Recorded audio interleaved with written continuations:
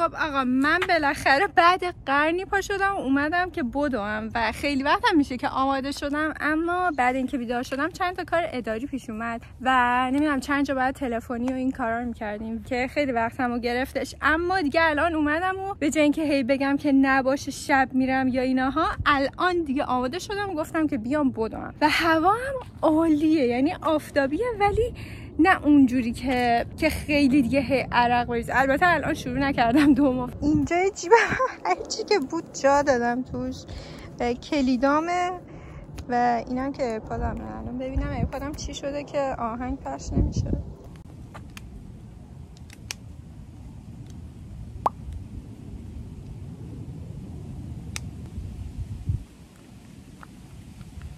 بریم.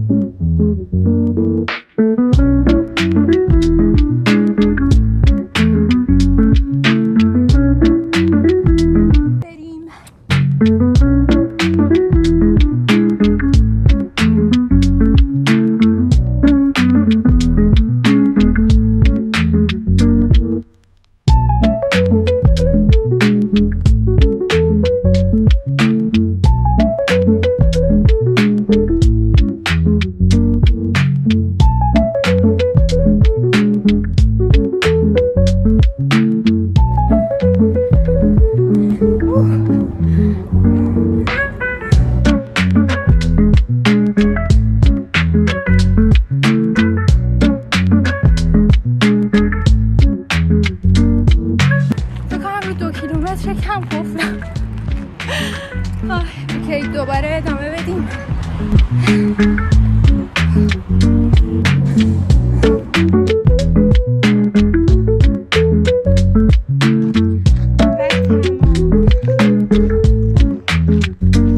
خب من اومدم اینجا یکم بشینم چون انقدر هوا خوبه، یکم اینجا بمونم چون که نمیدونم فردا فکر کنم دوباره هوا ابری میشه دیگه.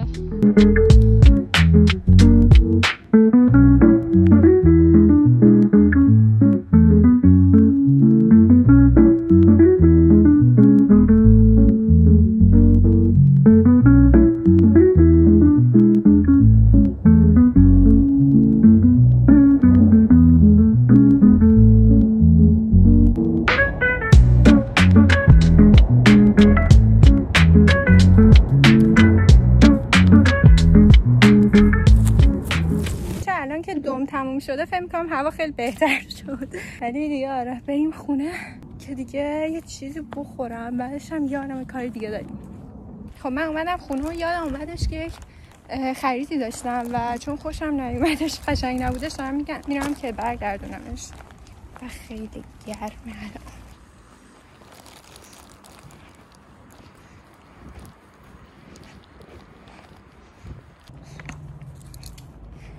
تمام.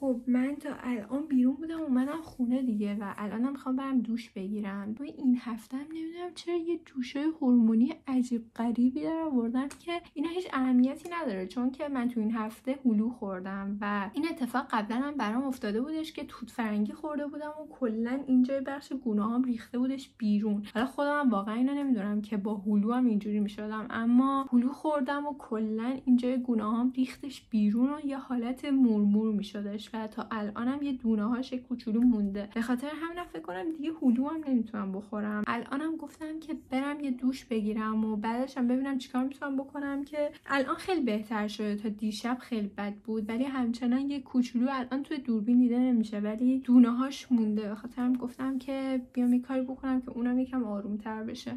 آره دیگه بریم. خب من الان دوشم تموم شد و این راه حلم برای آروم شدن این گونه‌های روی این گونه‌هام الان که امیدوارم جواب بده. البته اینا هم میدونین دیگه خیلی نتیجه نمیشه ازشون گرفتش ولی همین برای آروم کردن و اینها کافیه. تو این آینه ببینم.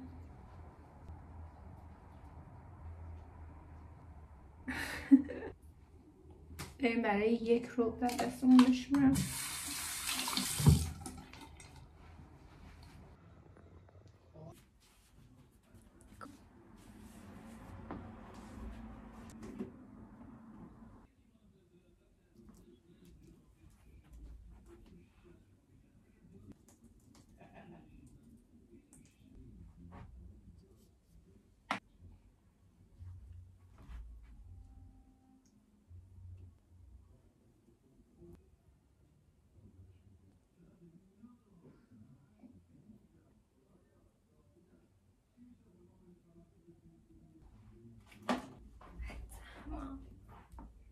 اینم یکم جلوتر که جوشم چه شکلیه. الانم برم یه چیز آماده بکنم بخورم که خیلی گشنمه. خب من داشتم آماده می شدم که برم باشگاه و گفتم که بیان با هم دیگه آماده بشیم. الانم واقعا داشتم به این فکر می‌کردم که برای بالا تنه چی بپوشم. یادم اومدش که تا چند هفته پیش که حراجا بودم میشد که برم برای همین تمرین و دوم یه بالا تنه خوبی پیدا بکنم. حالا چون که باشگاهو که میگی همیشه حالا گرمه داخلش ولی برای دو باید چون کم کم هم هوا بارونی و اینا میشه باید یه بالا تنه خوبی داشته باشم و چون که ندارم و ندیدم قرار بره توی پاچم و با یه قیمت خیلی عجیب و غریب برام این بالا تنه بخرم. بدبخت. و آره دیگه الانم داشتم فکر می‌کردم که چی بپوشم. فکر کنم که همین جوری هم میتونم برم تمرینا ولی یه کوچولو هوادار خنک‌تر میشه. فکر کنم یه تیشرت هم روش بپوشم. این تیشرت هم واقعا بیچاره خیلی وقت پیش دارم یعنی نمیدونم چند وقته اما خیلی چیز خوبیه و حالا اینجوری کم رنگ پریده دیده میشه مدلشه ولی خیلی باهاش راحتم. همیشه توی باشگاه هم گاهی وقتا میپوشم خیلی خوبه. اینجاهاش هم خودم گرفته بودم یه بار تنگش کردم چون فکر کردم خیلی گشاده. فکر کنم حتی گشادم باشم اشکالی نداره. بعد ناشو باز کن. و آره اینم که ایشالا شارژ داره. و یه نکته ای هم بچه واقعا انقدر من همیشه فرقم و اینجا داشتم که فکر میکنم واقعا تقریبا داشتم از اینجا کچل میشدم. به خاطر همینم فکر کنم این هفته کلا فرقم برای اینجا نگه دارم.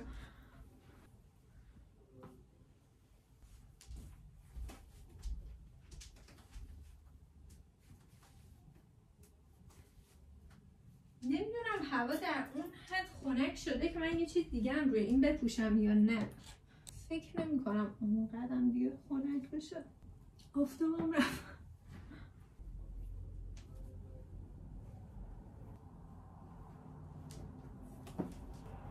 تمام.